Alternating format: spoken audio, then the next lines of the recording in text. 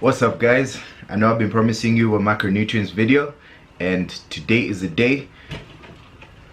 I got a board here. I'm gonna write down every little calculation that you require to get your macronutrients. This doesn't matter if you're a male or a female, whatever age group, just jot down exactly the numbers that I show you and use this calculation, and you will be able to reach your you'll be able to calculate your macronutrients that you require, whether to lose weight or to add weight.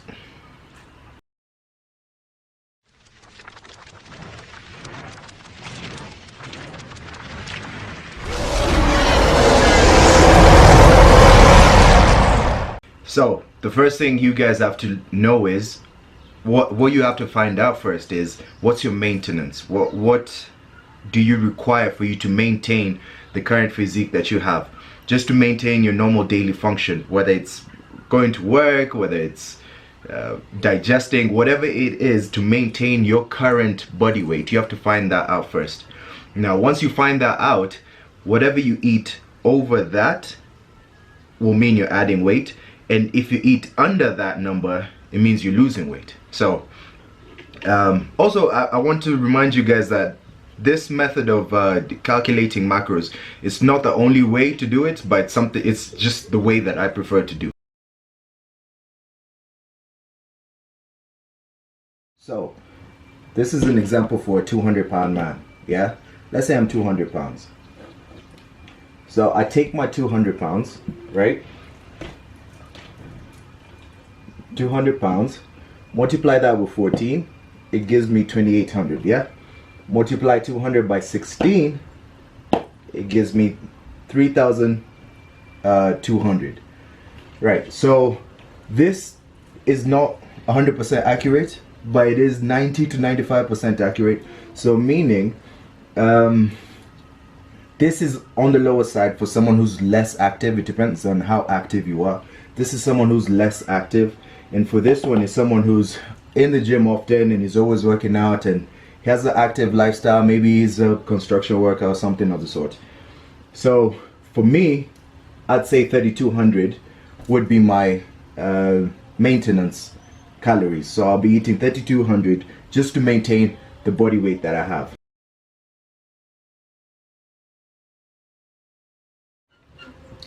We've found the macros that we require, right? No, not the macros, but the calories that we require just to maintain my body weight, right?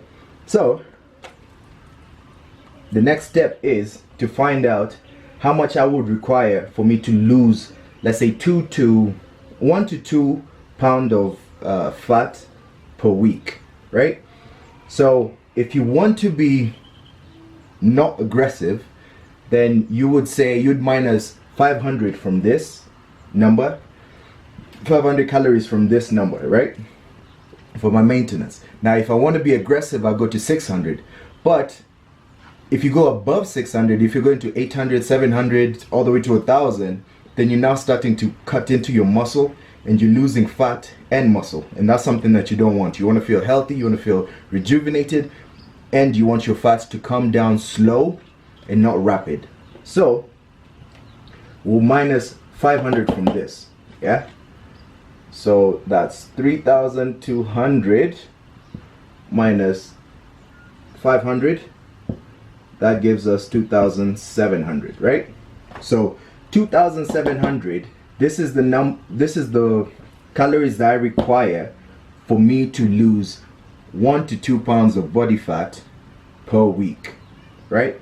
So we've already found the calories that I require for me to lose weight. The next step is to find out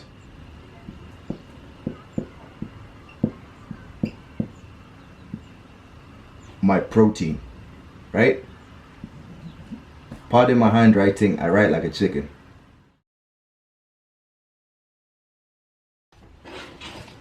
So for protein, so for protein, it varies a lot. So for someone who has the high body fat percentage, let's say you're in the 30% body fat percentage, your protein requirement would be lower than, let's say, someone who has very low body fat percentage, someone who's like 17 all the way down to, well, single digits, I guess. Someone with single digits or low body fat requires more protein to sustain the muscle that they have. So the range that you have is, let's say, 0.8 gram of protein per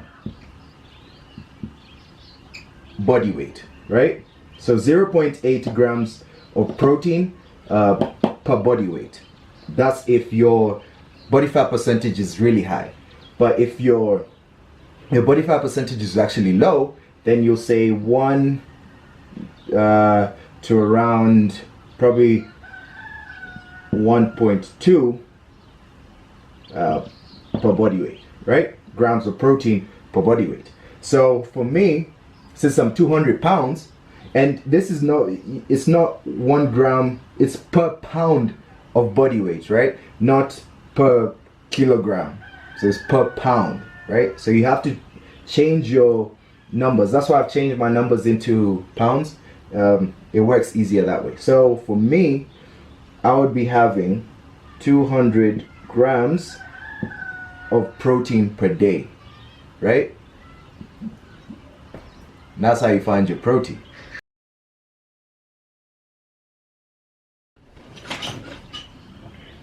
So we found our protein. Next step is fats, right? So we need to find our fats.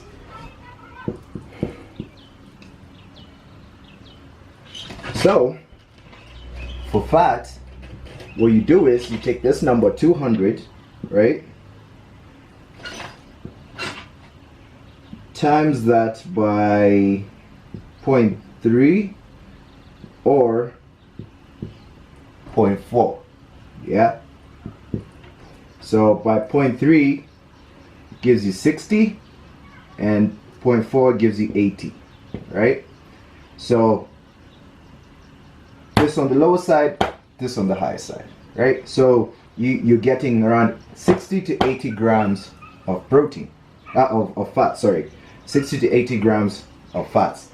Fats are so essential in your diet, and people forget this. In order for you to feel satiated, to feel full and fresh, and not feel like peckish, like you want to eat something all the time, you need your fats. You need to have fats. So this is such a crucial part of your diet, and a lot of people cut it out of their diet. I talked about this before in my Insta stories, and yeah, fats is something that you require in your diet 100%. So with that said, we found our protein, which is 200 grams. We found our fats, which is 80 to 600, 80 to 60 to 80, sorry. And the next step, step 4, is the dreaded carbs. Everyone is scared of carbs.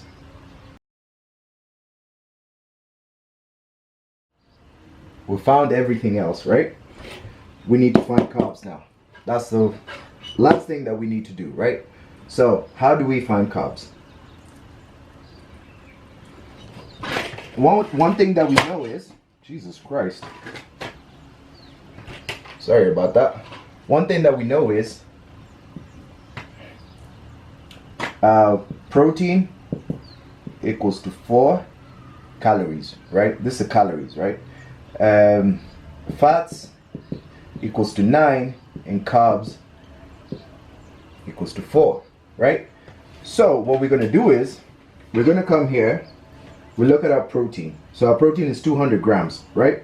So what we do is 200 grams of protein, this 200 grams of protein, times that by 4. And then we're going to come here to our fats. Now with the fats also, actually let me finish the protein part first. So I need my calculator. 200 grams of protein times 4 gives us 800, right? So 800 is our calories.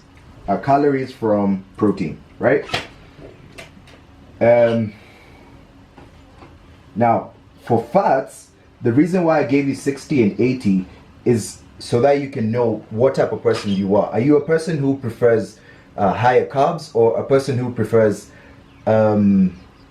higher fats? Yeah, do you prefer higher carbs or higher fats? So for me, I work well with fats, but I also work well with carbs. So for this example, I'm going to go with lower fats and higher carbs. So I'm going to, instead of taking 80, I'm going to take the lower fats, which is 60, which will leave more calories for carbs. Yeah, so I'll take 60. So I'll do 60 times 9. 60 times 9 equals 540, right? 540. So you take these two numbers, 800 and 540, add them up. 800 plus 540, 1340, right? So it equals 1340 calories, right? So you now have your calories from both protein and fats. So what you do is you come to this maintenance, this fat loss, not the maintenance, the fat loss calories. You take 2,700 minus this number, 1,340. 2,700.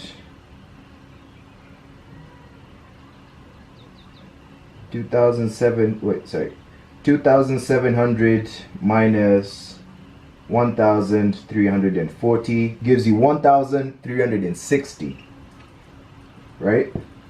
1,360.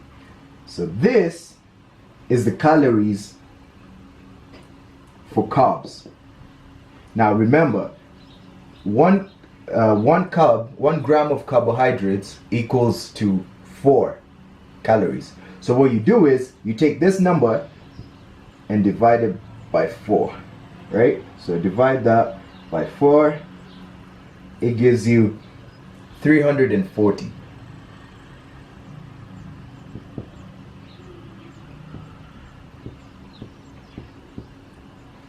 340.